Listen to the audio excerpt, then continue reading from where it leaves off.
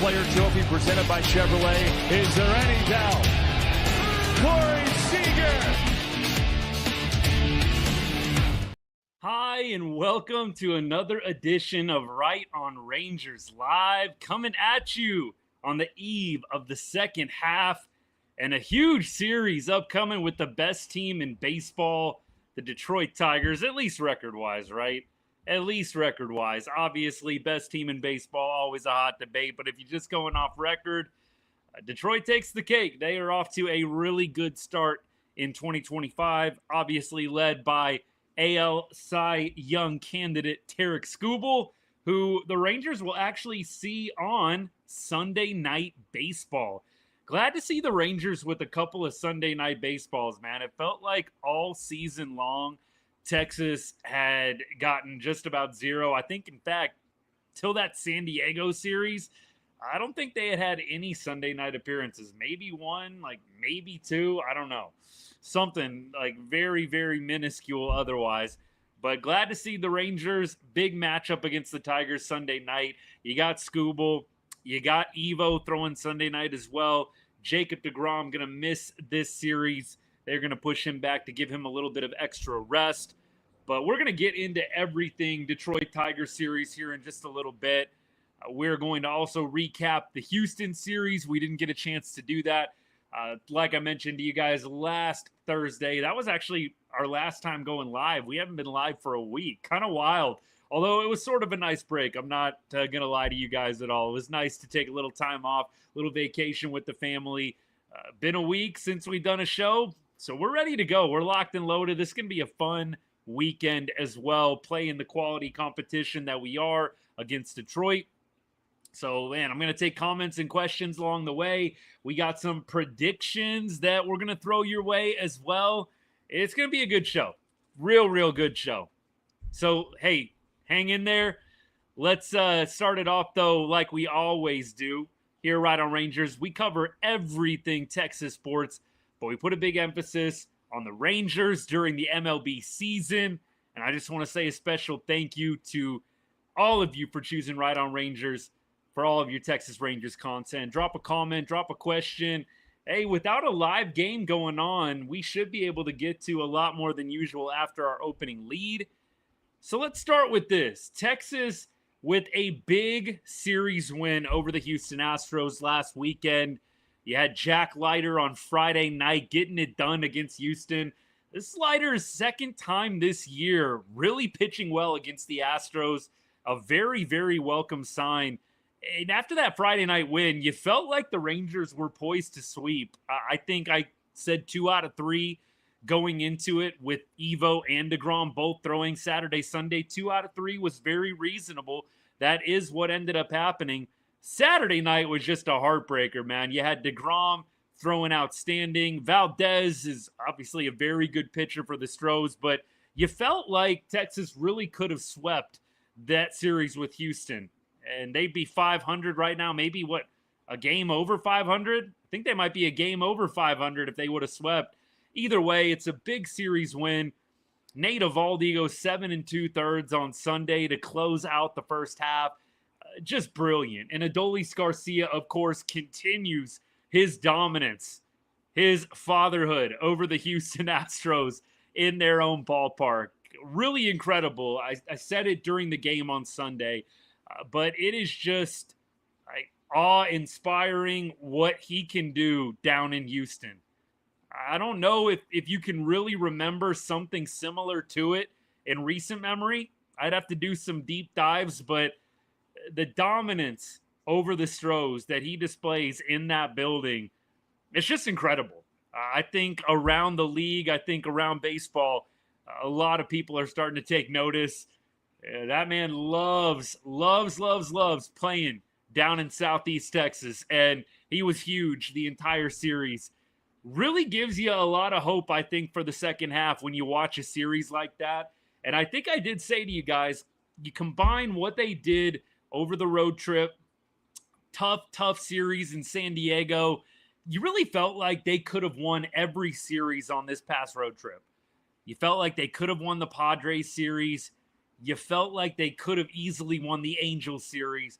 They did win the Houston series.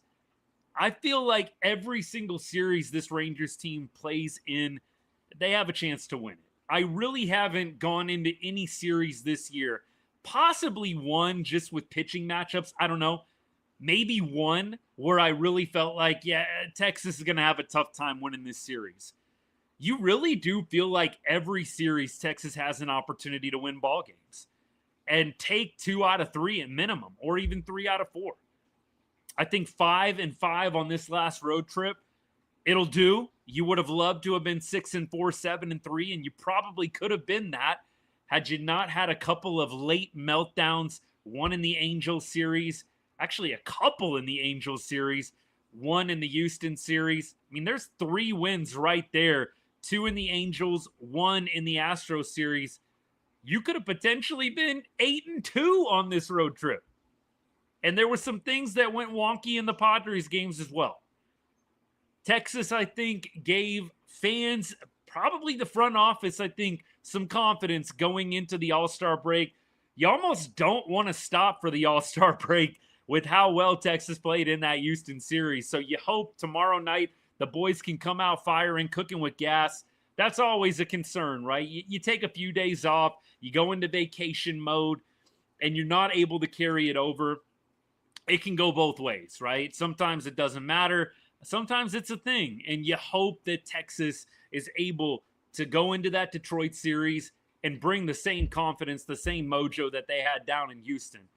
I think right now, if you're just trying to get me to make a prediction one way or another, I think the team showed enough that you're not going to go out and make a huge buy in the trade market. You're not going to go out and go crazy giving away prospects. But I do think that what the team has done offensively over the past week is enough where you say to yourself, you add a couple of pieces here and there, this team can compete. They've been competing in almost every series. If you really go back and look at it, the Royals series feels like the only one where I kind of say to myself, that didn't feel competitive at all. There's not a lot of other series I can really point to where that was the case. That Royals series was embarrassing, where we got swept at home, just ugly, right? I don't even think we need to recap that one anymore, but that's probably the ugliest series I can really remember. So, on the show today, we preview the Tiger series. We throw out some wild predictions. I don't think they're that wild, but you might. And anybody not a Rangers fan might. So I want to hear some of your predictions as well. We're going to try and go hot take mode a little bit. Not unrealistic per se, but slightly controversial. But that's how we like to roll here at Right on Rangers. I want to say thank you, by the way, any of my paid subscribers, paid members on YouTube that are hanging out. Thank you so much. And really any of the longtime listeners or followers that are out there. Hey, I hated to be gone during the Astros series. It's just the way it worked out. I hope you guys were able to get some good content elsewhere post-game. You guys know I'm a big supporter of really anyone that is trying to pump up the Rangers and get more exposure for the team. So hopefully there were some other options. I know there's nothing quite like Right on Rangers, but you know what? A lot of good people out there. But we will be back pretty much from here on out. I don't foresee us missing any more series this year. Did a couple of family vacays this summer. It was great. But I'm ready to lock in down the stretch, July towards the trade deadline, and then August and September. Hopefully the Rangers will be firmly in a playoff spot. Let me stop right now and get to some comments and questions along the way. Appreciate all y'all hanging out. We've got a few different things I think we'll talk about. First of all, transactions. There's a couple of different announcements transaction-wise that I see some of you guys are bringing up already. So, look, we've got, first of all, Rowdy Tellez coming up. I see a couple of y'all mentioned Rowdy. Rowdy, I think, hit a home run against us in Seattle earlier this season. I don't think I'm wrong on that. So, look, it's not that he is a really great hitter in Globe Life. I think I looked up the numbers that Rowdy has in Globe Life. They're not awesome, but nevertheless, Rowdy can bring some pop. He can definitely potentially inject a little bit of energy into the lineup. It's not like Jake Berger was killing it. Jake Berger was not killing it. I don't love the injury for Berger. Feel terrible for the guy. but I can't say that I'm hugely disappointed that Berger is not opening up Friday night as our starting first baseman. He just has not been above average this year. I don't even know if you could say statistically he's been average. I think it's been below average thus far. So for me, I can't say the Berger news is really bumming me out beyond just the human perspective. I feel bad for the guy. You know, he's dealt with a couple of injuries this year, hasn't really lived up to expectations. I feel for him.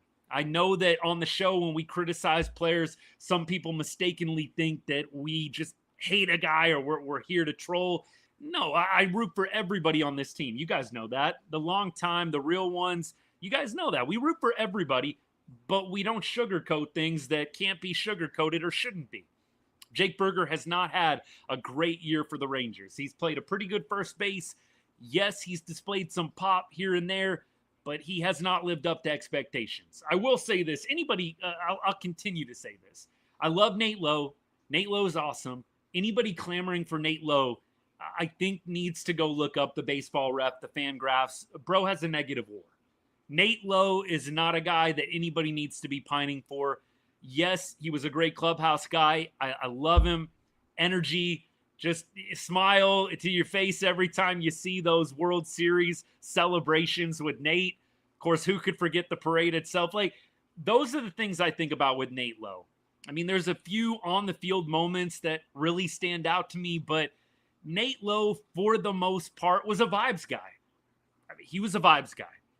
And you definitely have a place for that on a team, but I'm not missing Nate Lowe with the negative WAR this year. I think he's at negative 0.1 WAR.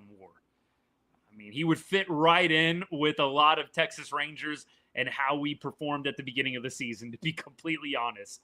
I don't know what Berger's WAR is at right now. I'll look it up right now on Baseball Ref. But, yeah, I would say the Rowdy Tellez situation, I'm not excited about it. I'm not, like, super down on it. It's kind of meh to me. I don't think Rowdy is going to light the lineup on fire.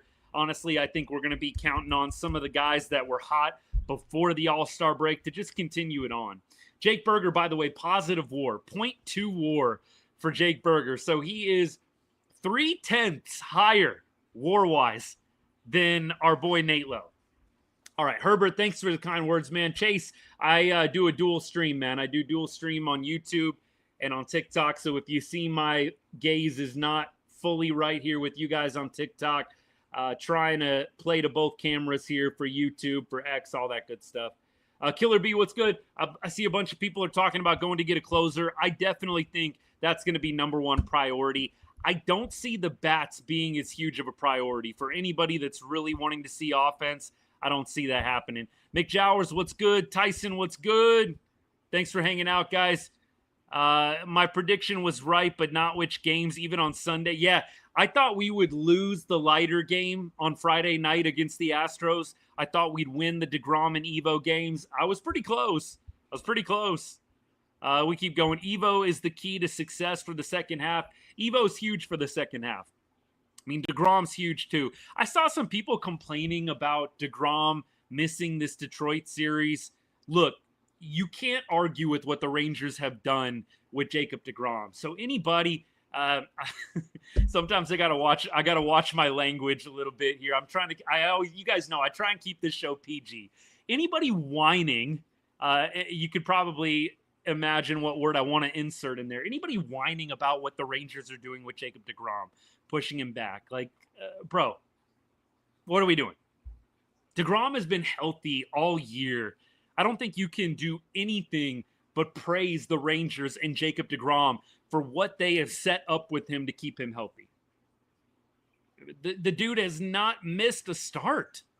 I have no clue. The whiners, why isn't DeGrom throwing in the Detroit series? Whatever, bro.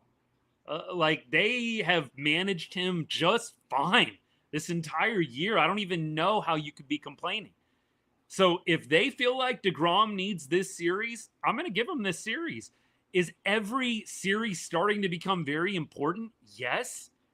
I don't think, knocking on wood right now, by the way, McJowers, I don't think that they need Jacob DeGrom to win this series with the Tigers. Would I feel a lot better about them winning it? Yes, but I got to be honest. I don't feel like the Detroit Tigers are the best team in baseball. Record-wise, sure. But do I fear the Tigers? No. I might fear Tarek Skubal, but I don't fear the Tigers as a whole. I think they're a decent team. I don't think that they're a terrible team. I don't fear the Tigers any which way, and I don't know why any Rangers fan would. They've got some decent guys on offense. I know they had a couple of all-stars. Obviously, I don't think about anybody in that lineup as, I don't know what the comp is. Otani-like, Cal Raleigh-like, somebody that you're just really wanting to be careful with. I know Riley Green is good. Javi Baez is having a pretty good year. Carpenter, there's a couple of other guys you can throw in there. Clearly, I don't think that they are bums, but I'm just not worried about the Tigers. I think that I was a lot more worried about the Astros than the Tigers, in all honesty. So I think that the Rangers can win this series without DeGrom throwing.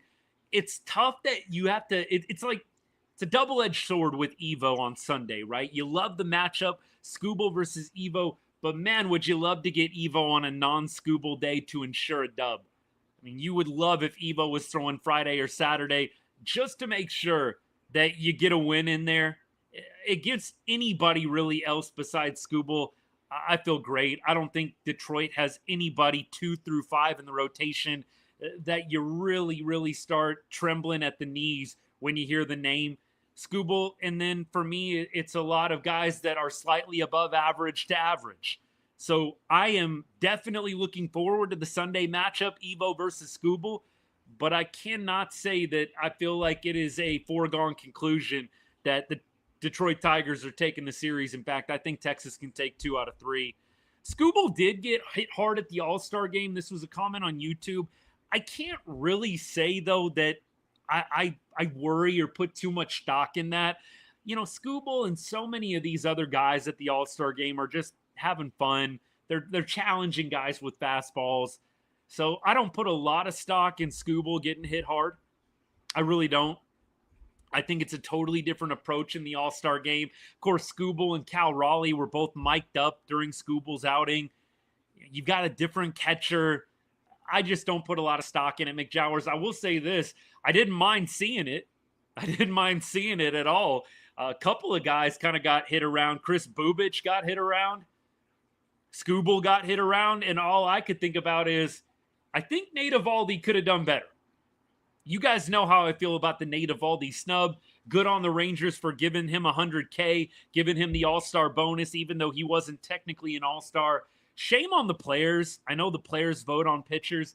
Complete shame on the players. How do you look at what Nate Eovaldi has done? And I know that the first All-Star pitcher list came out before the start against the Astros, and I think even before Evo's start against the Angels. But shame on the players for not voting him in first. And I think Evo probably said no to being a reserve, if I had to guess. Maybe he didn't.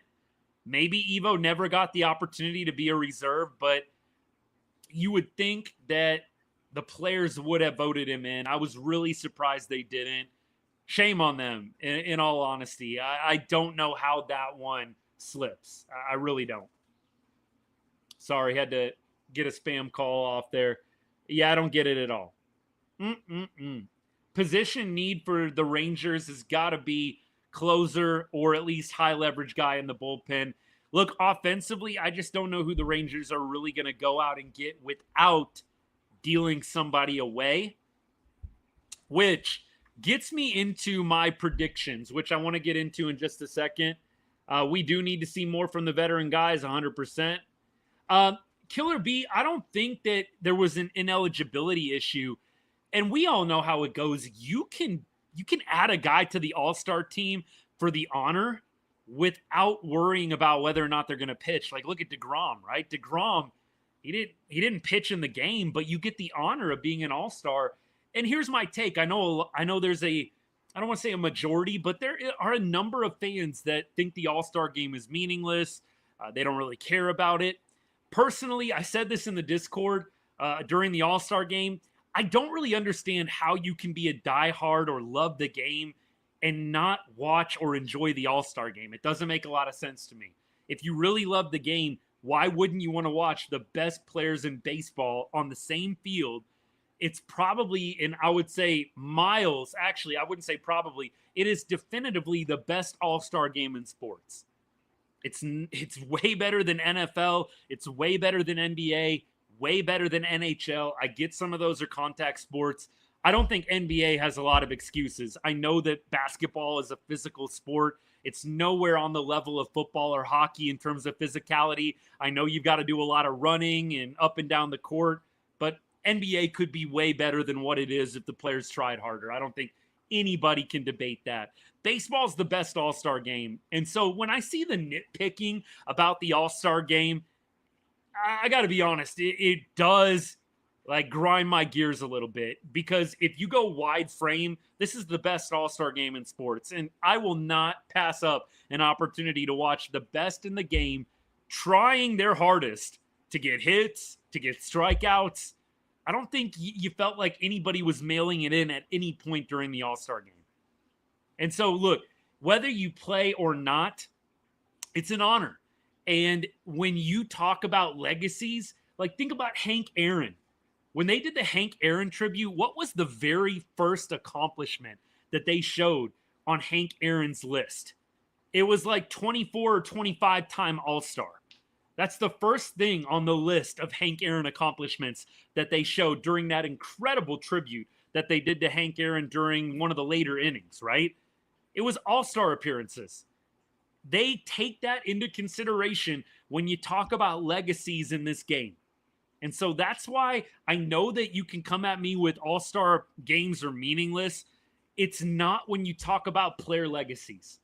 And as a fan of Evaldi, as a fan of individual players myself, when a player doesn't get an all-star appearance and they genuinely deserved one, yeah, it's upsetting to me. And I think it should be to anybody that's a big fan of Nate Evaldi. I'm glad that the Rangers did well by him and gave him the $100K, but he should have an all-star next to his name for 2025, and he doesn't. I don't like it. Do not like it one bit. Evan, I'm with you. Carter playing well right now is outstanding. I don't think any Rangers fan in their right mind should be missing Leody Taveras. Vortex, I did talk about Rowdy Tellez. I got to be honest, if you weren't here for the Rowdy Tellez, I'll repeat myself. I'm not excited about it. I don't hate it. It's kind of a nothing burger to me. No pun intended with Jake Berger going to the IL. It's kind of a nothing burger to me. I don't think that Rowdy is going to kill it. I would love to be wrong. I don't see him killing it. I don't see him being the worst thing in the world either. I think it's kind of meh. I hope to be wrong. I'm cheering for Rowdy. I want to see him hit 3 bombs tomorrow night if he gets the opportunity. But I can't say that I'm sitting here super psyched or pumped thinking that this Rowdy Tellez move is going to be anything more than a stopgap until Jake Berger gets back. All right, we keep going here. 40 to 45 wins in the second half might do it. Well, if you consider where the Rangers are at right now and the record that they have, you know, there are some math games that we can play. Absolutely. You are going to have to probably win, I think, at least 85 games to be in contention for the wild card. I know that we threw out a couple of numbers on the last stream on the last game for the Angels series. I know some of y'all threw out, 40 and 20 or whatever. How many games are left? Let's see. Let's do some fast math here. This will be my brain exercise for the day. So right now you are at 97 games played. So you have 65 left.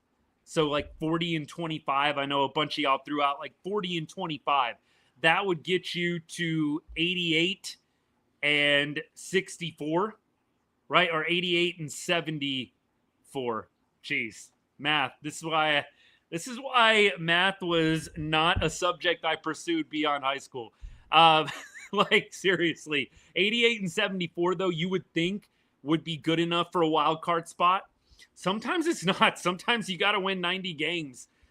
The Rangers are going to have to start putting together some winning streaks. 100%. 100%. The only thing I miss about Leody was the occasional drag bunt. Look, Leody was just, I think the nicest way I can put it was would be just, it was boom or bust with Leote.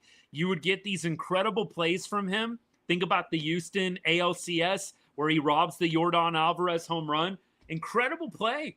And then you get like just the most boneheaded plays ever. So for me, Leote was just boom or bust, and it was more bust than boom. We keep going. Yeah, I think that the Rangers, you're going to have to win at least 85 games. So to win 85, you would have to be 37-28. 37-28 down the stretch. That would be 85 wins right there. I think that is being a little bit underestimating. I think you do need to win closer to 90 games, but I think bare minimum, you got to win 85. And we'll see where the dust settles with the other teams, but at minimum, you got to go, like I said, 37-28. I think anything less than that, you're probably not making the playoffs.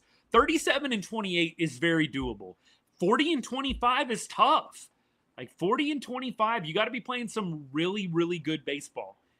So I think you could definitely win 85 games.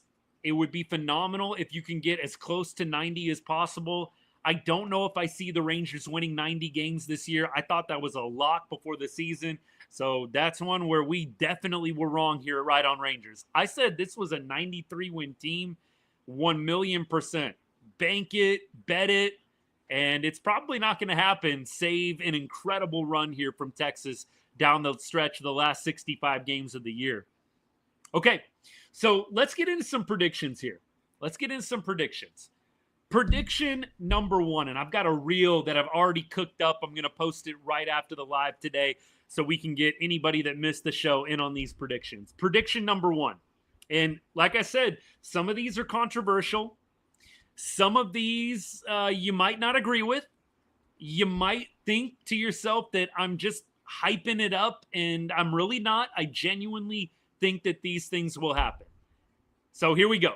Prediction number one, and I am going to continue to check comments as we go. I want to hear your predictions along the way as well. I'll try and highlight those as I can.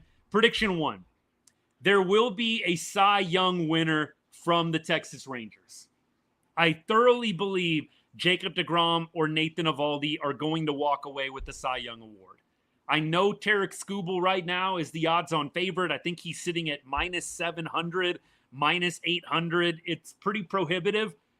I just think if Nate Eovaldi continues doing what he's doing, if Jacob deGrom continues his run of dominance, I find it really, really hard to believe those guys are not at the top of the conversation as the year goes on. When you consider Texas and where they're at right now, if Texas can surge over the last 65 games, everybody loves a comeback story. Everybody. And with Jacob deGrom, you've got like a double comeback story. Not only are the Rangers surging in the second half, not only is that going to be a comeback story, but just the fact that Jacob deGrom is in his first full season since, 2021, 22? So, honestly, I feel like if the Rangers can make the playoffs and Jacob deGrom, Nate Eovaldi are leading the charge, they're going to be right up at the top. I do think a Cy Young winner wears a Texas Rangers uniform at the end of the year. So there's the first one. Second prediction. I believe that Adolis Garcia stays in Texas. He survives the trade deadline. And I think Dolly gets to 100 RBI this year. Now, he's at 56 right now. That would mean 54. I told you guys math. I gave it up after high school. 54 RBI needed to get to 100 for Adolis Garcia. I think Dolly survives the deadline, and I think he continues this torrid pace he's been on over the last couple of weeks. And I think that he will get to that 100 RBI mark. We know when Adolis is cooking, and look, I think there's an argument to be made. One of the more clutch players that the Texas Rangers have, one of the more clutch players that Texas has on the team. So I think Dolly gets to 100, and I think that he survives the deadline. I don't know if he survives the offseason. I don't know if he survives it. But with that being said, I think that he gets to 100. 44 CK, my bad. Look, I told you guys, not a math major. I'm pretty good with my words, but math, not my forte. Live on the show, it gets even harder. Give me something, give me time to think about it privately. Maybe I'll be better. CK, appreciate you though, brother. Good looking out. 44 RBI in 65 games feels really doable, doesn't it? When you just say it out loud like that, 44 RBI in 65 games. I think Dolly can do it. Now, this is probably the most far-fetched prediction that I have. Maybe some of y'all won't think so when I say it out loud, but my third and final prediction. Again, I think it's going to be the most far-fetched. But I believe Corey Seager ends up making the AL MVP race a lot closer than what people think. I think he finishes top 3 in AL MVP voting. I don't know if he wins it. I don't know if he's going to overtake Cal Raleigh or Aaron Judge. Would it shock me if Corey went on a heater and got really, really strongly, firmly placed into that conversation? No, not at all. I think Corey Seager finishes top 3 in MVP voting. I don't know if he's going to overtake Judge or Raleigh, but I think he is going to continue a very, very hot pace. He hit over 400 in his last 7 games. He's hitting very healthy over the last 15 games as well. Home runs, RBI, average, on base. The Angel series was incredible for Corey. He hit well in the Astros series as well. I think Corey finishes top 3 in MVP voting in the AL. Those are the predictions. Those are the 3. To recap it, if you're coming in late, Rangers have a Cy Young winner, either DeGrom or Evo. Dolly survives the trade deadline and gets to 100 RBI. And Corey Seager finishes top 3 in AL MVP voting. Maybe overtakes one of the 2, Raleigh or Judge. We know, by the way, I know that Cal Raleigh has been getting a lot of hype. I was listening to AJ Przinsky, Foul Territory podcast. Great podcast, by the way, if you're not a fan of the show yet or you haven't heard of the show. And, of course, former Ranger AJ Przinsky, I like listening to him. Don't think he's right on everything. Nobody can be. But AJ made a good point. He said second half, typically, catchers regress a little bit. Catchers that have hot starts in the first half rarely continue their torrid paces in the second half. And when you think about Jonah Heim, think about Jonah Heim's 2023. Heim was incredible in the first half, and he became the all-star game starter in 23. He faded a little bit down the stretch, and that continued into the postseason. So it's not going to shock me if Cal Raleigh goes on the decline just a little bit. You look at his last 15 games, some of the homers are there, but Cal Raleigh over his last 15 games was not killing it going into the All-Star break. I think you're going to see a little bit of a Raleigh regression. I think Judge is going to be Judge. I don't see him falling off a cliff. I do think Cal Raleigh probably drops down a little bit, which opens up the door for Corey Seager. I don't know if he's going to overtake Aaron Judge. I think Judge is going to finish as the MVP. I don't think Raleigh is probably going to win it just because of what I just said. I think Raleigh probably regresses down the stretch. If he proves me wrong, he proves me wrong. But I think Judge probably wins it with Corey Seager finishing second and Cal finishing third. That's my prediction. Corey's going to have a crazy good second half to make it happen. But anybody that has watched Corey Seager over any significant amount of time knows that it's possible. And there were a couple of you guys I know in the Discord, I know over the course of the shows that have brought up Corey Seager has among the best advanced stats in baseball. Look at Corey Seager's Baseball Savant page. It is lit up red like a Christmas tree.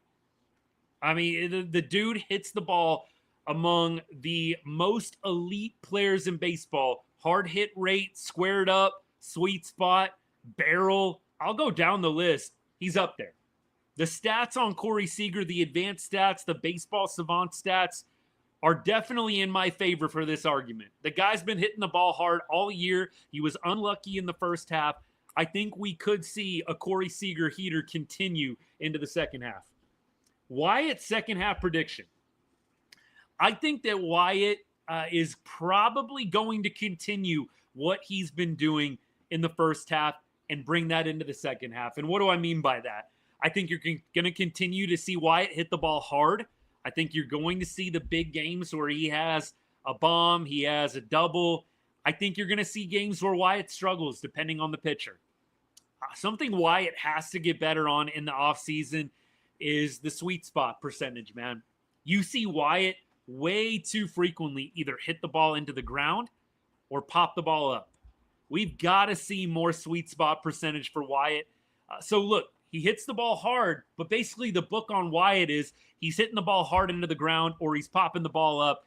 The exit velocity is great, but we've got to work on the trajectory of the ball, hitting the sweet spot, putting the ball in play with a much, much higher probability of actually being a hit. Now, Wyatt definitely has a very, very high ceiling. The speed, the glove, the arm, they're all really good. We've got to see Wyatt putting the ball in play more frequently and with better angles. That's the whole thing with sweet spot is if you're hitting the ball in the sweet spot, you're hitting it in a way that is going to lead to a higher percentage of actual hits. Right now, what the advanced stats say on Wyatt Langford is a lot of ground balls, a lot of pop flies, not a lot of line drives, and that's what Wyatt needs to get better at. Has to get better at that. So that's my prediction for Wyatt. I think he probably gets to 25-25. Beginning of the season, I said 30-30. I don't think he gets to 30-30. I think 25-25 is very, very reasonable, though, for Wyatt. Keep going. Yeah, look, Antonio, I'm with you. This is what I was saying about Cal Raleigh. 6 for his last 30, right? I mean, the numbers are not great for Cal, but all those hits were homers. So he's a little bit boomer bust at this point. He did torch the Rangers earlier in the year. They really kept him in pretty good check when he came to Arlington. I think Cal Raleigh probably still has a really good season when the dust settles on 2025, but I think you see a little regression in the second half. I do. Keep going. Should the Rangers try Gray in the closer role when he's back? I think it's going to be an option. They already said that they see John Gray potentially still as a bullpen piece. They are trying to lengthen him out as a starting pitcher, but Bochy basically said in so many words, he's still in consideration for the bullpen. We keep going. Yeah, I'm with you, JJ. Good to see you, my guy. Just stay healthy. Yeah, look, Skeebs, I'm with you. Look, I'm not a Cal Raleigh hater. I just am piecing it all together here. Catchers do normally regress in the second half, especially after hot starts. AJ Przinsky came on and said the same thing. Look, I'll trust AJ, Major League catcher, world champion. I know that AJ can be a little polarizing at times, but I do think he's spot on there. It's not to say that Cal can't have a good second half. I don't know if he's going to continue the 38 homer pace. I think he's probably going to cool just a little bit. We keep going. Appreciate the follows, by the way. Thank you, everybody. Berger got hurt, by the way, Skeebs, in a game. I forget exactly what the moment was, but he got hurt in the Astros series. Could the Rangers be heating up? I think they are. Seager will have another IL stint. We're going to knock on wood, man. I really think that right now you are going to see the Rangers maximize a lot of the playing time of their best players over the last 65 games. This is not the time to baby players. I think they did that enough in the first half. Corey Seager just got a bunch of time off, didn't go to the All-Star game, obviously didn't make it. I think you are going to see the Rangers really, really maximize the playing time of their stars, where in the past, in the first half, you watch them kind of baby certain players. I think they're going to be going all out. It's do or die right now. Like, you've got to start winning and winning consistently, going on some streaks, 4 games, 5 games, 6 games. You've got to start stringing together some dubs. And you can't do that if you constantly got guys resting. Keep going. I'm ready for Rangers baseball tomorrow. How long do I think Young's going to be in Round Rock? I think, hey, what's good, bud? By the way, good to see you. I think that Young is probably going to be in Round Rock a little bit longer than what we expect. I think, first of all, Josh Young has got to have some good numbers in Round Rock, and I don't know if he's displaying that right now. Last time I checked, he was 4 or 5 for 20. I think Josh has got to start killing it to get back up to the big league squad, honestly. I don't know if there's some purposeful plan with Josh like there was with Berger. Like, it seemed like when Berger went down, there was really this understanding that he was going to be right back up. I know they kind of intimated that a little bit with Josh Young, but my take is I think he's really got to show something down in AAA before they bring him back up. I could see Josh Young being down in AAA until August. Antonio, I know you just said that too. I could see mid-August. I could see September call-up. Like, he's down there for a month and a half. It's not going to shock me. Now, if he starts tearing the cover off the baseball, different story. But if Josh continues this 4 for 20, 5 for 20 pace, I don't think the Rangers are going to be super quick on the trigger to bring him back up. You know that you've got a very capable Josh Schmidt playing third base. You know there are other guys on the roster that can play third as well. You really don't need Josh Young at this point. Yeah, like I'm not a Josh Young hater. You guys see the bobblehead that I got? There you go, TikTok. I love Josh Young. Texas boy, San Antonio boy, Texas Tech guy. Like, I love Josh Young. But if I'm just being realistic, there's not a reason to recall him. Josh Schmidt can play third base every day. You don't really need Josh Young right now in the lineup unless he's tearing the cover off the baseball. We'll see what happens. Do we need to trade Marcus? Absolutely not. Marcus has been probably the best hitter over the last month and a half. You definitely don't want to trade Marcus. And the contract, I think, is a little bit prohibitive anyways. Not quite as prohibitive as what it was when he was struggling and doing terribly back in April and May. But Marcus Semien, he's been the best hitter on the Rangers, I think, in June and into July as well. Corey Seager in July, definitely doing really well also. But no, Marcus Semien, you're keeping him for sure. Hardchuck, I think we are going to do some light buying. Unless the Rangers melt down over the next 2 weeks, I think there's going to be some light buying. I think there's going to be some light selling as well. Like, might they potentially deal a Patrick Corbin? Yes, I think Patrick Corbin could potentially be dealt. You got John Gray coming back. You've got Kumar Rocker. You've got Jack Leiter. Maybe you keep Patrick Corbin just as an insurance policy. Tyler Mahle going to be coming back in August at some point from what it sounds like. So he's still a few weeks away. I think you could potentially sell off a guy like Patrick Corbin. I don't know if there's going to be a lot of other selling, though, unless the Rangers really tank it over the next 2 weeks. And I'll knock on wood, I don't want to see that happen. I think the Rangers, over the last week, the offense showed you enough where I think you could comfortably buy 2-3 games out of a wild card spot. I don't think it's going to be crazy additions. I don't think they're going to sell the farm for any player. But if you could potentially trade some farm pieces for a half-season rental that is on a good run right now, if you can get a guy that's controllable, even better. But I don't think that the Rangers have a lot of major league guys that are really going to give you crazy returns. Patrick Corbin isn't going to get a crazy return. Adolis Garcia probably would get something pretty decent, in all honesty, but I don't think they're going to sell Dolly. Going back to my prediction, I think they're keeping Adolis Garcia through at least the end of the season. I think off-season he probably still gets traded just because he's going into the contract year.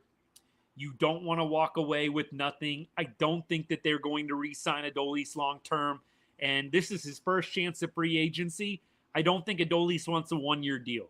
I think he wants to go get a 3-year deal if he can, and that's kind of his last contract. I don't think he's going to be giving the Rangers some, sweetheart hometown discount. I really don't. I think he's going to go try to get a bag, and I don't think the Rangers are going to give it to him.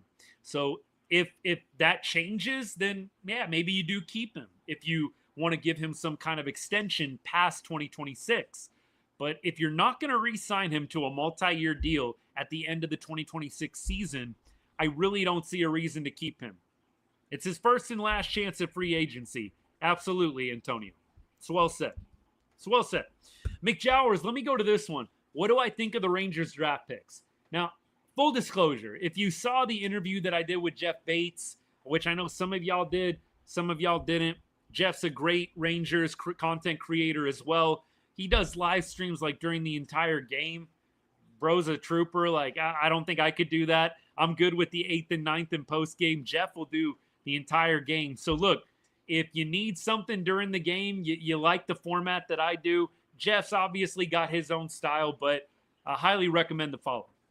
That being said, Jeff asked me about the draft. And let me give you my honest feel about the draft. I listened to the draft. I was traveling, but I listened to it on MLB Network Radio, just Sirius XM, and I heard the Gavin Fiend pick.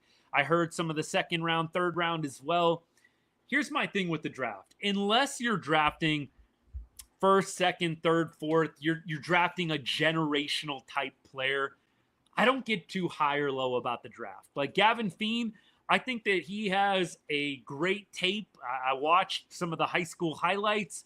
I think he could potentially be a really good player, but you just don't know, guys. There's so many examples of first round draft picks doing absolutely nothing. Absolutely nothing. They don't even make it to the major leagues. And so I take the draft with a grain of salt. You're not going to see Gavin Fiend probably for 3 or 4 years.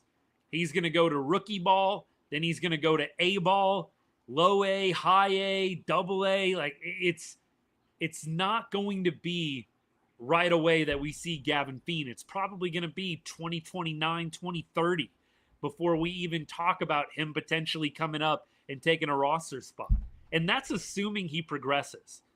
So McJowers, I guess the best way to put it is, you know, I enjoy the draft and hearing about all the different guys, but I can't say I'm too high or low on anybody that we drafted. I do think that the Tennessee pitcher, absolutely comeback potential. Look, that was, I think, a pretty good pick in the second round. The Rangers, honestly, they got a lot of high upside guys. I think Gavin Fiend is a high upside guy as well. But A.J. Russell, that's a guy that had some surgery. They had a number of pitchers. I think they drafted 2 or 3 pitchers that had Tommy John or the brace surgery at some point. So it felt like the Rangers went really high upside. A.J. Russell, I think, could be really, really good. Maybe A.J. Russell is the guy that we see before Gavin Fiend for sure. There's some guys that might be around the big league club sooner rather than later, but I take it with a grain of salt. Some of these guys you're never going to see in a Rangers uniform, right? Like they're going to get traded as bait for a major league player, or they're just not going to perform well enough to advance through the minor league system. You hope that a guy like Gavin Fiend, who you spent a first-round draft pick on, becomes a guy that takes over one of the infield spots, maybe down the road. Marcus Semien, his contract expires. Corey Seager, he moves off of an infield spot, stuff like that.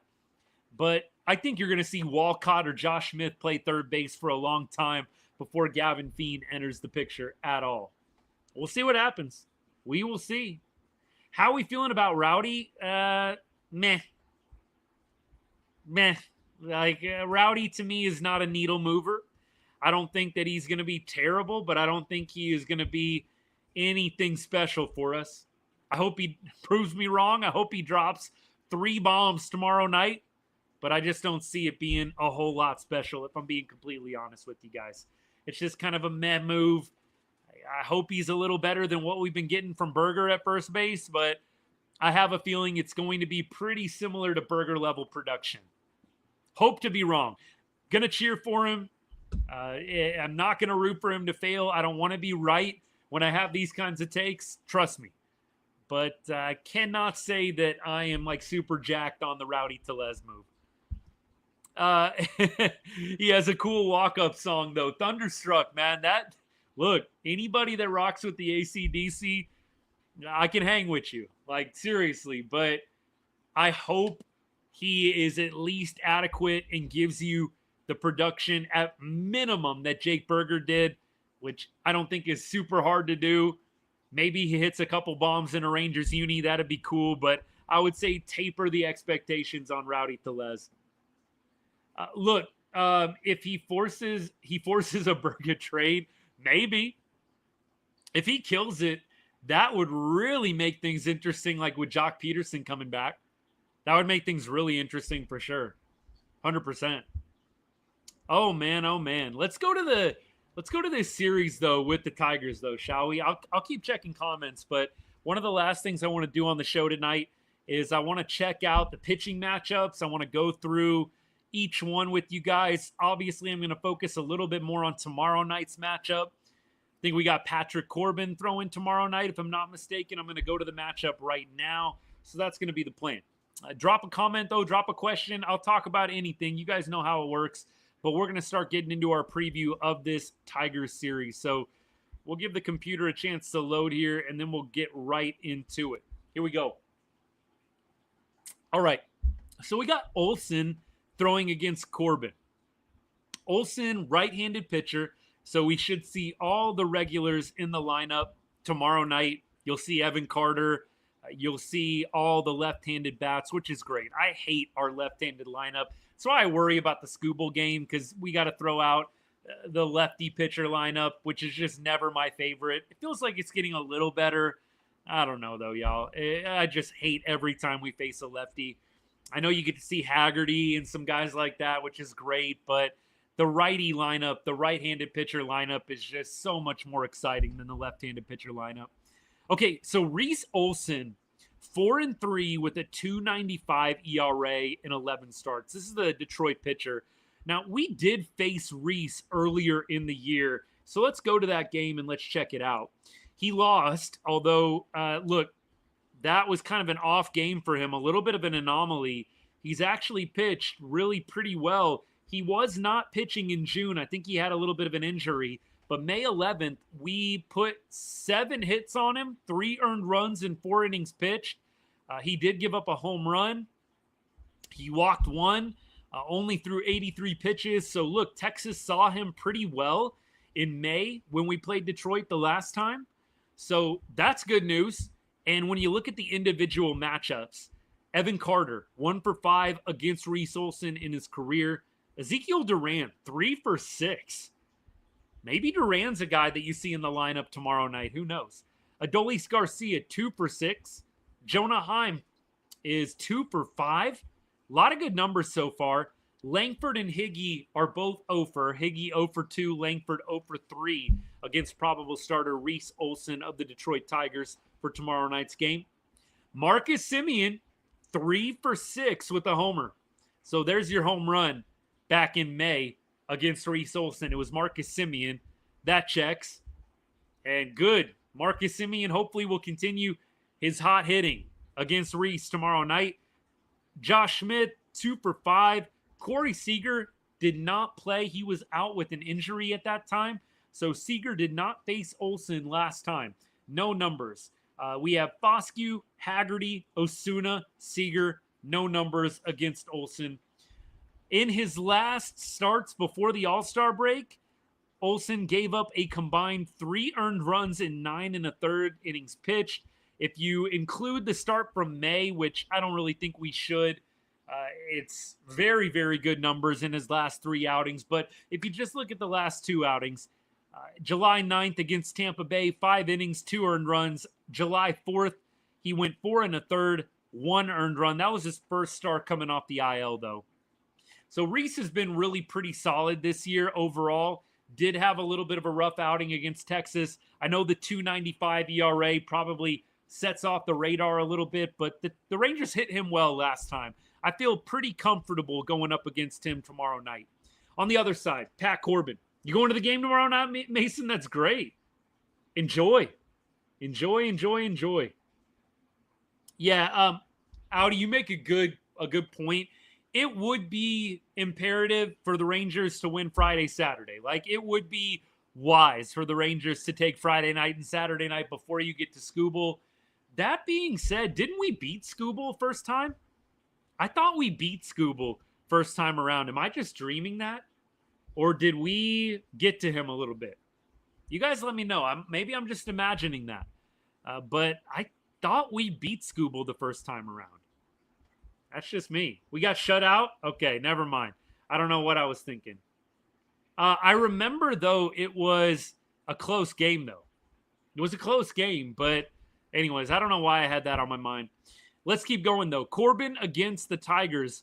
Javi Baez, 269 average with 2 bombs and 26 ABs. So Javi Baez against Patrick Corbin, that's a guy to watch. Let's see, Riley Green, 0 for 8 is Riley Green against Corbs. Let's see, we've got Keith, the second baseman, 2 for 3. McKinstry, 1 for 2. Perez, 0 for 2. Rogers, the catcher, 0 for 4. Sweeney, 0 for 3. Torkelson, 2 for 5 with a bomb against Patrick Corbin. Rangers probable starter. Torres, Glaber is 308 average and 13 ABs with 2 bombs. And then Vierling, 444 average, 18 ABs with a bomb. So there are some guys, Torres, Torkelson, Vierling, Javi Baez. Got to watch out for them. Patrick Corbin, definitely a guy that just gets outs. It doesn't always look pretty. Sometimes gets hit hard. Maybe some people might say he's gotten a little bit lucky at times, but it's hard to argue with the results. For a 5th starter, 4.15 ERA, right around 500 with the win-loss record. Not that win-loss record is everything. I feel like Patrick Corbin's always going to give you a chance to win. I feel pretty good going into Friday night's game. I really do. I think that the Rangers take Friday night's game. You look at Saturday. We're not going to go through everything on Saturday and Sunday. I do want to look at Skubal and some of the Rangers' numbers against Skubal. But Saturday night is going to be Rocker, and Detroit is TBD on their starter. Sunday night will be Evo versus Skubal. Evo versus Skubal, Sunday Night Baseball. That'll be a lot of fun. Saturday, though, Detroit has yet to announce a starting pitcher. Rangers do have some guys with numbers, though. Corey Seager, for example. Corey Seager is 6 for 9 in his career against Tarek Skubal. 6 for 9, Corey Seager against Skubal in his career. Is that good? Let's see, who else? Marcus Semien has a home run against Tarek Skubal. Kyle Higashioka has a home run against Tarek Skubal. Jonah Heim has a home run against Tarek Skubal. On the flip side, Detroit is terrible against Nathan Eovaldi. So look, maybe Sunday night's game a little bit more positive potential than what some of y'all think. Rangers appear to have some guys that see the ball pretty well out of Skubal's hand. That doesn't mean it's going to go great Sunday night, but gives you a little bit of hope. Gives you a little hope for sure. Skubal, coming into the All-Star break, he did get lit up against Seattle. Skubal gave up 4 earned runs in 5 innings pitched against the Mariners, and that was right before the All-Star break. He did have a shutout, 7 shutout innings against against Cleveland and Minnesota back-to-back. The A's hit him around a little bit too. So Skubal, over his last 4 starts, it's been a little up and down, honestly. It's been a little up and down for him, I should say, for him. But out of his last 4 outings, he gave up 4 earned runs in 2 of those 4 outings to the Mariners and to the A's. So not a guy that's totally untouchable. Hoosier, appreciate you, man. Thank you for the gift. Thank you so much. Yeah, the Mariners did light him up, man. He gave up, let's see, a home run in that game. He walked 2, 87 pitches, 4 earned runs in 5 innings. So he's a guy that obviously is one of the best in baseball. I don't think anybody's denying that. But I think the point is, not a guy that's totally unhittable, and the Rangers have some guys that have seen the ball pretty well out of his hand. Did not start. Actually, he did start against Texas. He went 7 innings, 1 earned run. 7 innings, 1 earned run. He did get the win in that game. Let's see. That was a very close ball game. It was 2-1. A 2-1 ball game. So it was close, but obviously Rangers at that time toiling offensively. That's all Skubal needed was the 2 runs of support, and that's all she wrote. Patrick Corbin actually pretty much matched Tarek Skubal pitch for pitch in that game.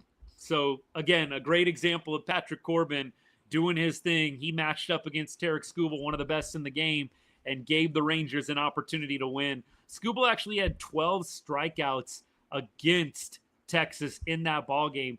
Only thing I'll say is the Rangers are a little bit of a different beast at home offensively and just as a whole. So I think you do have to consider that was on the road. Texas playing at home is a little bit of a different team. So I'm excited about the matchup. Sunday Night Baseball, always fun. That'll be great hopping on the show with you guys. 8th or 9th inning of that Sunday Night Baseball game. McJowers, I think it's all coming back to me now. Absolutely.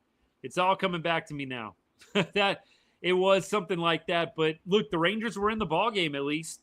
And yeah, we did talk about that. Tarek Skubal did not face Corey Seager last time, although 667 average in 9 ABs against Tarek Skubal in Corey Seager's career. So I'm looking forward to getting to see that matchup. That is going to be a lot of fun. A lot of fun. So, hey, Antonio, if you can buy Sunday night tickets, I highly recommend it. I got to go to the Sunday night baseball game in San Diego. I think was that the first time, by the way, in San Diego that the Rangers were on Sunday night baseball? Was that the first time? I think it might have been. I feel like this is like our second Sunday night game. Maybe it's our third at most, but I feel like this is like Sunday night baseball time number 2. Maybe number 3. Y'all let me know if I'm wrong on that one. Brent Rooker has 3 home runs against Skubal. Brent Rooker, I'm really becoming a pretty big fan of Brent Rooker. It just seems like one of those guys that just goes about his business, super humble, low-key guy. I love some of his tweets too, man. He's pretty funny, actually. If you don't follow Brent Rooker on X, highly recommend. He's pretty funny, actually. He goes back and forth with it with some fans. There was a fan giving him a hard time because at the home run derby, he was like feeding his kid a bottle. Like, I don't think some people get it, man. Like, these guys don't get to see their families that much. So if bro wants to feed his kid during the home run derby, feed his kid a bottle, go for it, buddy. Like, these guys don't get to see their family that much. I thought that was kind of wild. Somebody was coming after him for feeding his kid a bottle during the home run derby. Pretty wild. Anyways, yeah, good call, Antonio. Buy those Sunday night tickets and just keep making me super jealous, my guy. I would love to be Sunday night baseball. Tarek Skubal, Nathan Eovaldi, 2 Cy Young hopefuls, man. Classic matchup. Love that. Let's see. What do I think is the Rangers' most forgotten series this season? Give me a little bit more, man. Are you talking like forgettable, like yikes, like that sucked kind of series, or like one that people sleep on? If you're asking me like what's the series I want to forget the most, sorry about that, spam calls coming in. If you're asking me that question, I would say the KC series is the most forgettable. Like, I would like to put that Kansas City series completely out of my mind. Locke, appreciate the gift, my guy. Thank you so much. If I could somehow Men in Black style erase that series from my memory, that would be preferable. Like, that Kansas City Royals series was terrible. They were coming into Arlington with a 6-game losing streak. We had just won a series against the White Sox, and we were really looking to continue the momentum. The Mariners at home definitely is up there, Antonio. I'm with you on that, my guy. I just think the Royals series was probably at the top of my list, man. The Mariners series sucked, but getting swept by the Royals, who were on a 6-game losing streak coming into that series, yuck. Straight up yuck, man. Trading for Bautista and O'Hearn would be nice. Even Gary Sanchez. I don't think I want to touch Gary. I'd be a fan of Bautista and O'Hearn. I don't know if you are going to go get a guy like Gary Sanchez, though.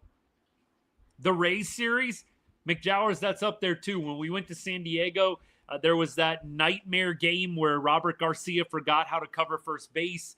Josh Smith was like 3/4 of the way to second base playing first. Yeah, that one was pretty bad, too. That was a low point of the season. Gio, you're saying that one, too. Yeah, the Royals series to me just stands out as being the most terrible. That was a series where it felt like we weren't even competitive, whereas some of the series you guys are talking about, at least we were in the game. I felt like the Royals punished us like every single game. So, yeah, that's my forgettable one. Keep going here. Make Young have a position battle with Walcott in the offseason. Ryan, I don't think you're too far off there. The comment on TikTok was, let Young and Walcott battle it out in spring training, basically. I think that could be a reality. I think Walcott is going to get an opportunity to make the club for spring training. Unless he has a dog water, terrible second half, I think you're going to see Walcott get an opportunity to make the big league club in spring training. I could see Walcott starting right fielder, starting third baseman for the Texas Rangers on opening day. I think that could be a very, very strong reality. I think you're going to trade Adolis in the offseason. Look, where does that put you with Josh Smith? I don't know. Josh Smith might be playing first base. It might be Josh Smith at first, Walcott at third, Seager Simeon up the middle, and then you got Osuna in right. You got Evan Carter in center, Wyatt Langford in left. Catcher, I don't know. I don't know what they're going to do at catcher. I would reset catcher as well, but that's just me. Maybe they let Jonah Heim ride out the rest of his contract. But I'd be for an O'Hearn acquisition. I would be for a Bautista acquisition as well. I'm kind of thinking, though, if you do add John Gray to the bullpen, how crazy do you get going out to trade for somebody? Like, if you're adding John Gray to the pen, how crazy do you really have to get in the trade market? Do you really want to give up good prospects for Bautista? I don't know. And John Gray is another guy. He's on an expiring contract. I think the Rangers are going to keep him. I don't think there's going to be a big market for John Gray. But maybe I'm wrong. Maybe there's some teams out there that are coveting him. But with him being hurt, I just think John Gray is probably going to stick it out in a Rangers uni. We'll see what happens.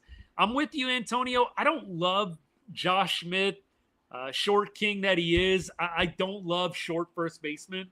So I would agree with you. That's probably my only problem with Josh. But if you had to start next year with Josh Smith at first and Walcott at third, look, if Josh Young is at third base because he killed it in the second half and came back up at the end of 2025 and did really well, absolutely. But for me, I think that could be a very, very strong possibility. We will see what happens. Keep going. Don't get why we haven't made bullpen moves. I think John Gray could be a legitimate bullpen move. O'Neal Cruz home run derby was incredible. I'm totally with you on that. Next game is tomorrow. Mine is the Giants series. Giants series was tough too, man. The Giants series we had, like, remember the ball that got thrown away? Was that Luke Jackson throwing the ball away in that Giants series? This is testing my memory right now, y'all. The Giants series was rough too. Like, think about how many games that we should have won. This Rangers team, that's why I feel pretty good about their second half. You feel like just about every bad thing that could have happened to them in the first half. So for me, I am definitely hopeful that the second half is going to be a lot better. What would be the most you would give up in a trade at the deadline? I would say, like, there's some guys that are untouchable. I don't want to trade Walcott, period, at the deadline. Probably don't want to trade Teodo. I would be very hesitant to trade Cole Drake just because of the season that he's having. But I actually think if you're going to go get someone of value who's not a half-season rental, Cole Drake might be a guy they consider trading. That would be if you're getting a guy that's controllable, not just a half-season rental. If you're going to trade a half-season rental, I think they're going to be sticking to trading just mid-A ball guys and double-A guys. I don't think they're going to trade a whole lot else. Maybe you could trade like a Foscue. I'd be okay parting with like a Foscue or a Duran or something like that. I don't think the Rangers are going to trade any big-time prospects. I'd be really surprised if they traded any of their top 10 prospects at this trade deadline. I think it's going to be maybe 11 through 20 guys. I don't think they're trading any top 10 prospects at this deadline. Mick Jowers, by the way, if you're hanging out, this is a good little opportunity in the show. With football approaching, I do NFL, college football. We do NBA stuff. We don't do a lot of NHL stuff here at Right on Rangers.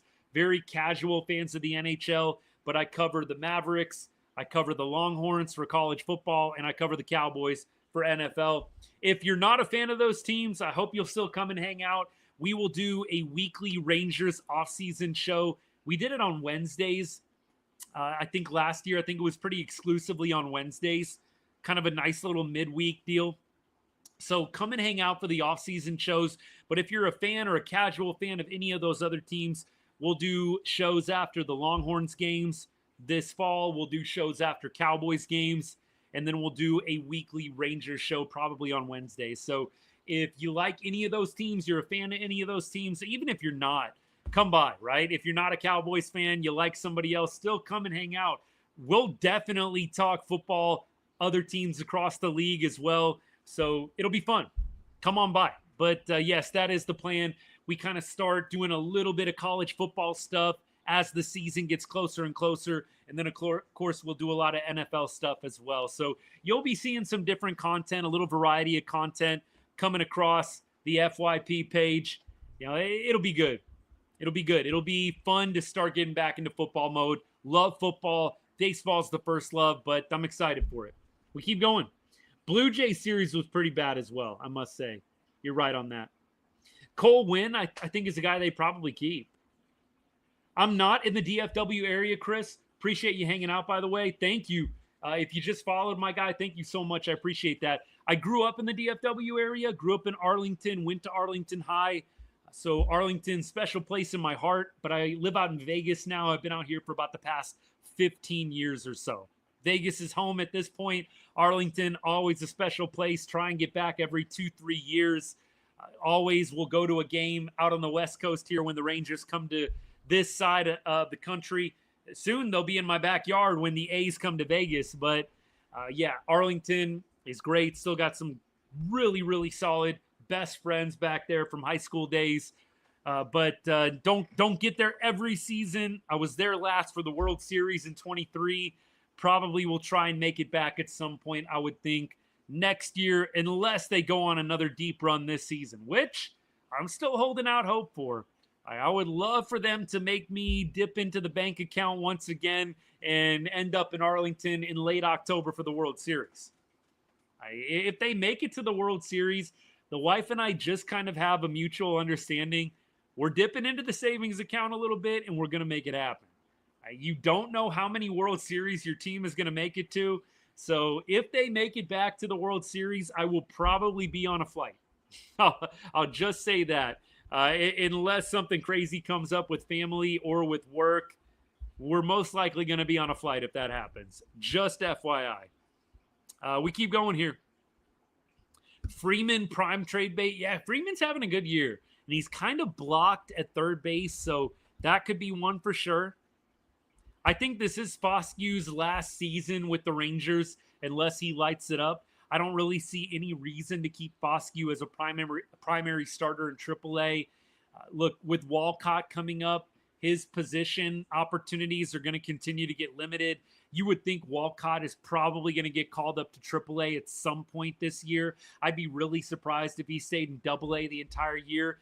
That said, sometimes AA guys go right to the major leagues. So that could happen. But I feel like it's more likely than not that Walcott gets called up to AAA at some point this year. And then the position opportunities get really, really limited. Chris, what's good, my guy? Thanks for hanging out. What are my thoughts on Heim is the comment. I think that Jonah Heim is a great guy. I think obviously he had a great year in 2023. Gold Glove, World Series champ, all-star starter. But I think that the Rangers would probably do well to reset the catcher position in 2026. I think Heim is on the last year of his deal. Could you potentially package Heim with some minor league guys and get something? Or could you trade Heim straight up for an up-and-coming prospect? I don't think that you should go into 2026 with Jonah Heim as your starting catcher. I think Higgy, you're probably going to have to ride out that contract a little bit. But I would love to see them do a bit of a reset at the catcher position, see what you can go out and get. Real Muto is going to be a free agent. Could you go out and make a splash for JT Real Muto? I would love to see that. I'm a big Real Muto fan. I would like to see them pursue a high-quality catching piece. I feel like catcher has been a bit of a black hole for Texas this year, If they want to go out and get JT, I ain't going to be mad at it. Now, honestly, the Rangers don't have a ton of wiggle room. They are going to be probably doing some spending in the offseason. You got Malley coming off the books. You got John Gray coming off the books. You trade Adolis Garcia. You're going to have some room to make some moves. I don't know if catcher is going to be high on the priority list the offseason after going out and spending some money on Kyle Higashioka, but I would be a big fan of JT Realmuto. I think Realmuto is one of the best catchers in the big leagues. I don't care what the numbers say this year. I like what he brings behind the plate. I think he's got a good bat. I would like to see them go out and get a steady veteran presence like that. We'll see what happens. We will see what happens. If he continues to play at Frisco, I know a lot of Metroplex fans are going to be happy for sure. You get to have Walcott right in your backyard, but I think he's probably going to end up at Round Rock at some point this season. The question on YouTube, by the way, is how is Walcott doing at Double-A? So let's look up at the numbers. I think that the power numbers have been pretty good for him. I don't know if the average is killing it. I think he was right around a 900 OPS. Right now, he is at, he's dipped a little bit. He's at 240 with a 720 OPS. He does have 9 bombs in, 78 games. 9 bombs in 78 games. So a little bit actually of a down year. We'll see what happens. But the numbers are a little down from what they were in 2024. 24, he had almost an 800 OPS with 11 bombs in 121 games. So I don't think that anybody is hitting the panic button on Walcott, but probably you'd like to see a little bit of higher numbers from him if you're just being real and not sugarcoating anything. We'll see how he finishes out 2025. Keep going. Let me get to some TikTok comments here.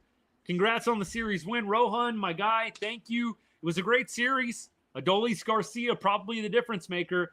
And it's going to be fun. The Rangers have 2 more series left with Houston. So a lot of fun to be had in the Silver Boot at this point. Let's see. Kyle, you work at Rough Riders? That's awesome, man. That is awesome.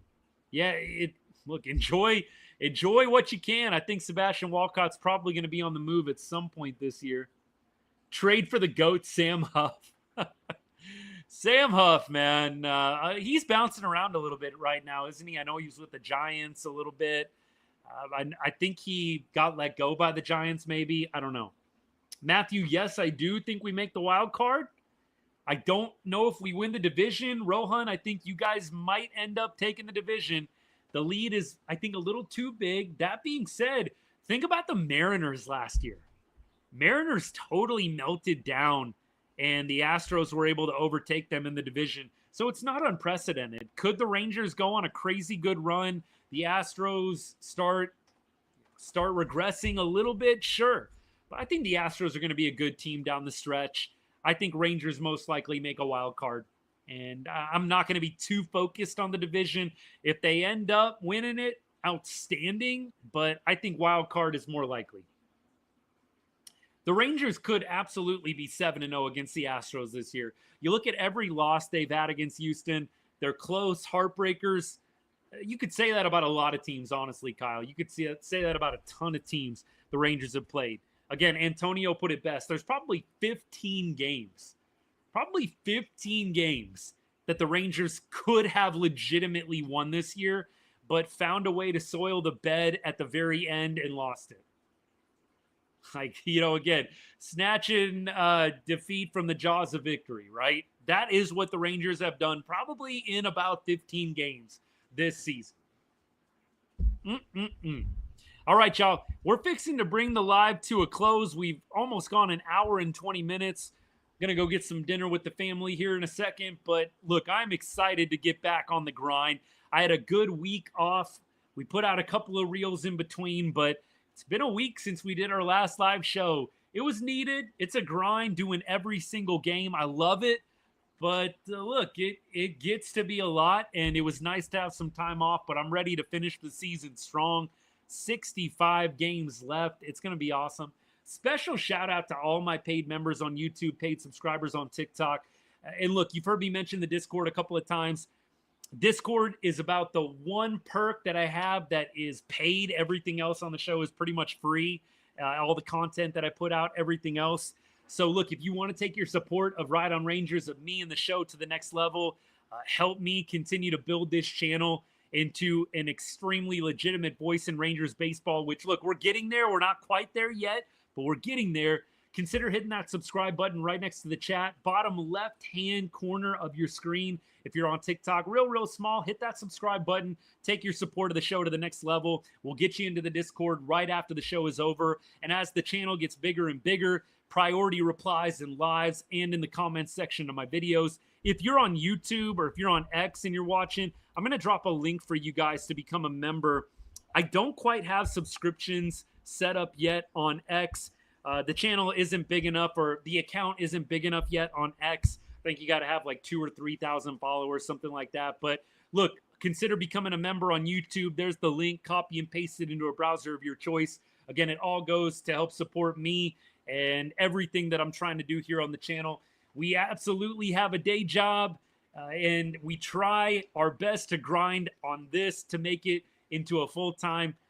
Everything that you can contribute, gifts on the show, subscriptions, help make that dream possible.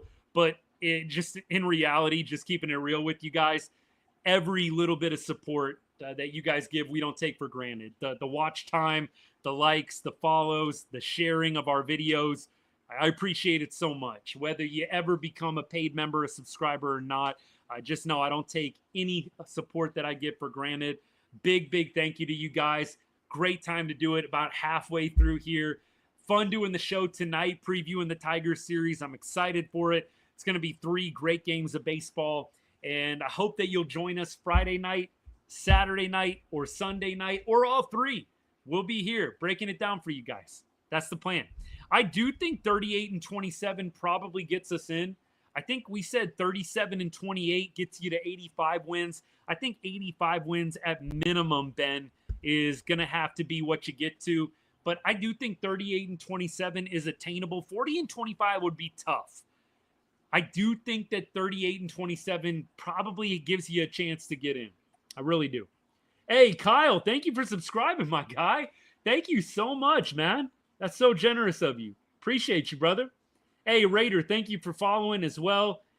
But seriously, Kyle, you're the man. Thank you. Hey, DM me after the show. I'll get you all the Discord information.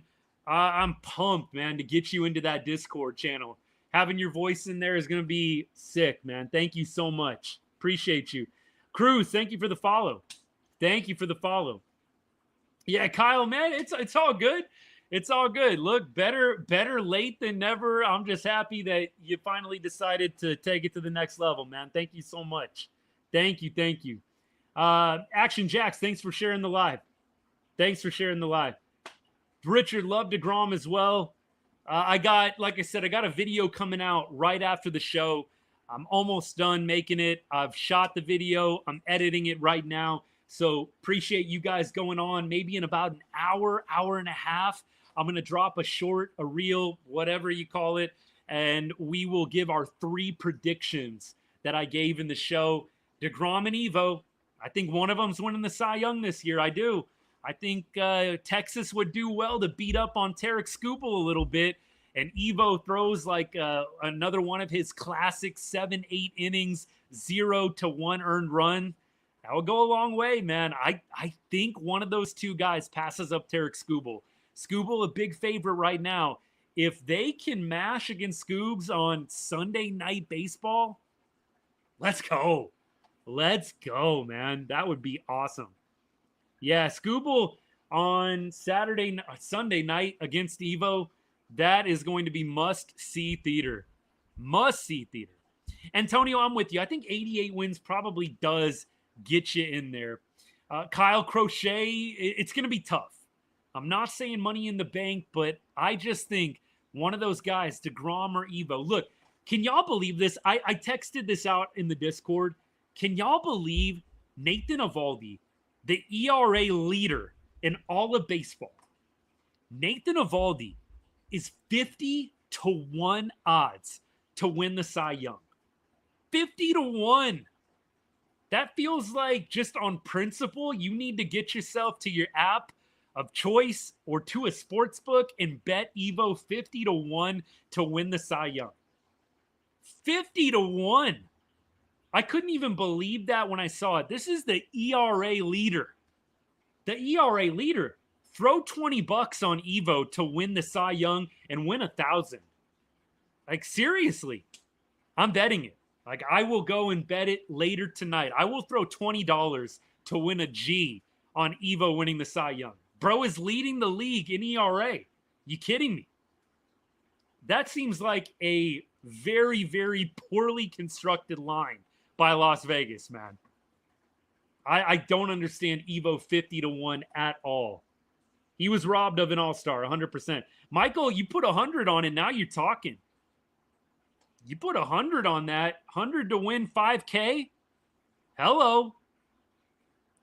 Look, I don't know if I'm going to do a hundy. I don't know if I'll do a hundy. At minimum, I'm putting 20 on it. Look, I'm not big-time sports bettor guy. I do like betting, especially in the college football, NFL seasons. Baseball's tough. Like, I do my Rangers futures bets, and during the playoffs, sometimes I like to mix it up a little bit too. For me, I know some people swear by the MLB betting. I am not a big game-by-game trying to play the money lines and run lines.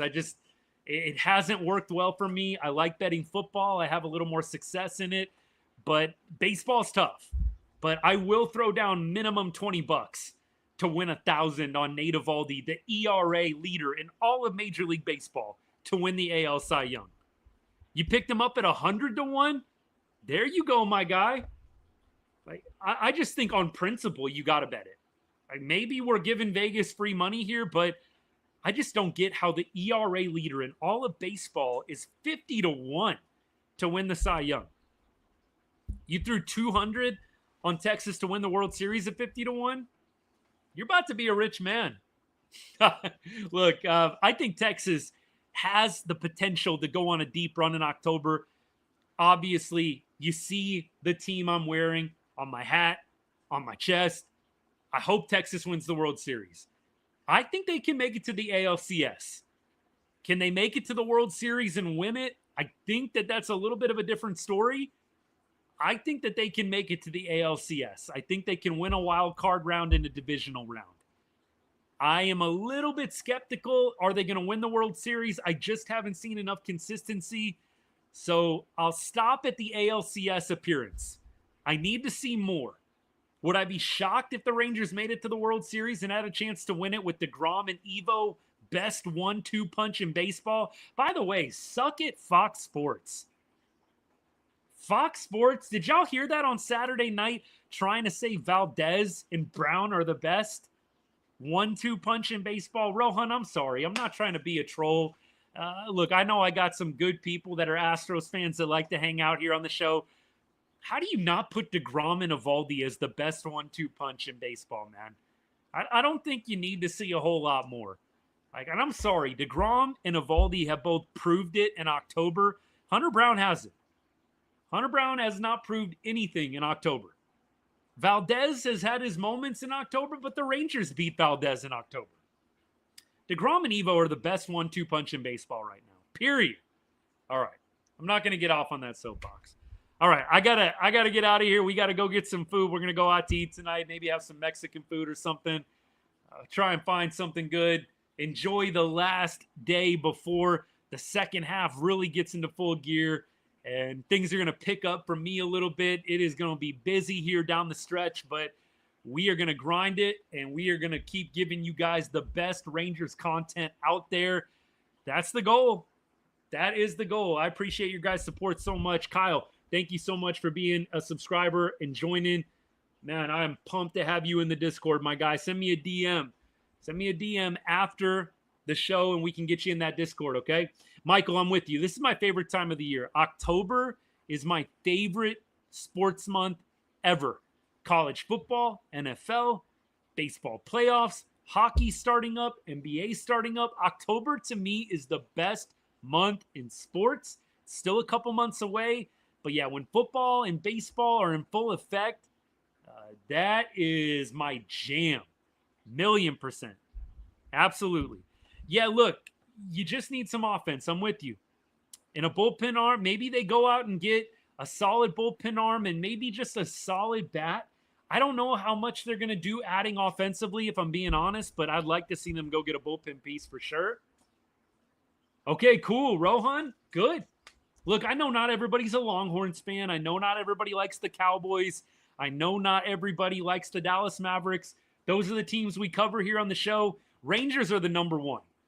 Like, Rangers are always going to get more time on this channel than anything else. I'll always talk Rangers baseball, even if I'm doing a Longhorn show or a Cowboys show. But I hope y'all will keep showing up. If you don't like the Cowboys, you don't like the Longhorns, come and talk some friendly trash at minimum, right? I know we got some Aggies fans. I know we got some TCU fans and some fans of other teams out there. Hey, come talk some trash at minimum, right? Let's still have some fun with it, even if we don't like the same football teams, man. It's all good. It is all good. We have fun, man. It was a blast last year with Texas Longhorns football. I would go live during the playoff games. Like, I was live during the Ohio State game. That was tough. That was a heartbreaker, that Ohio State game. We have a ton of fun here. I put out reels and shorts, football, NFL, college, Longhorns, Cowboys. It's great. Like I said, even if you're not fans of the team, come hang out. Come talk some friendly trash. Let's go back and forth with some friendly banter. Y'all know my style. It's all good. We welcome everybody here on the show. It's still a lot of fun.